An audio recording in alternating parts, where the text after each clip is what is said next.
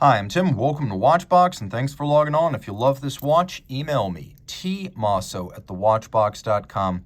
Your purchase and pricing email question line for buying this or any watch you see on any Watchbox platform. Please reach out to me directly. Email tmosso@thewatchbox.com for pricing.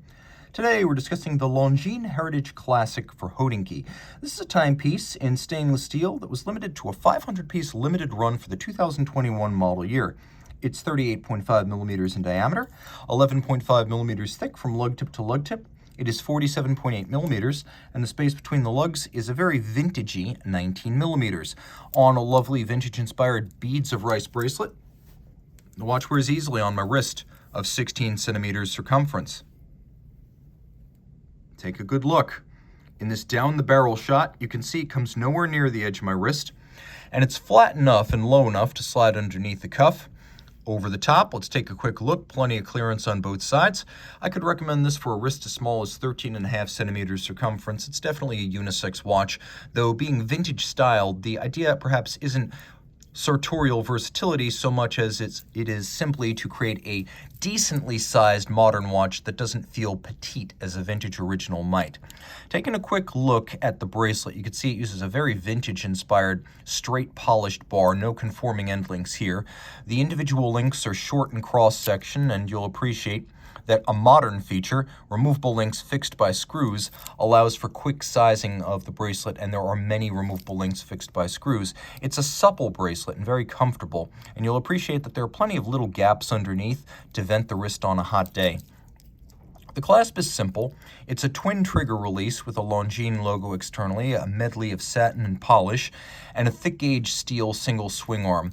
We also have 4 divots drilled into the clasp, so using your strap tool, you can move the spring bar in and out to fine tune the fit on the wrist. So, this watch, 38.5 millimeters, would have been considered giant back in the day.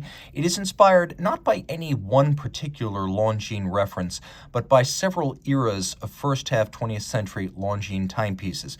All of them would have been smaller than this, but 38.5 today feels like a nice compromise, if we could call it that, maybe even an optimization of 2 eras, the past and the present. The lines are very much drawn from the past, as we have a blended profile with the lugs melding into the case band with no distinct step between them. Viewed end on, the lugs are quite spare and thin. There's a satination on almost every surface with only a few polished highlights used, and those principally on the crown and the bracelet. The timepiece includes a dramatically cambered box section sapphire that's designed to evoke a vintage plexiglass, and then we have a lovely stick index sector style dial with several different colors of grayscale applied, a concentric pattern for the small seconds, blued baton style hands for the hours and minutes, and then a little bob counterweighted lancet seconds with a crosshair small second sub-register. There is a hacking seconds function, so you can synchronize against a reference time, and you may wish to do this, as all 500 examples of the Heritage Classic for Hodinkee are COSC certified Swiss chronometers.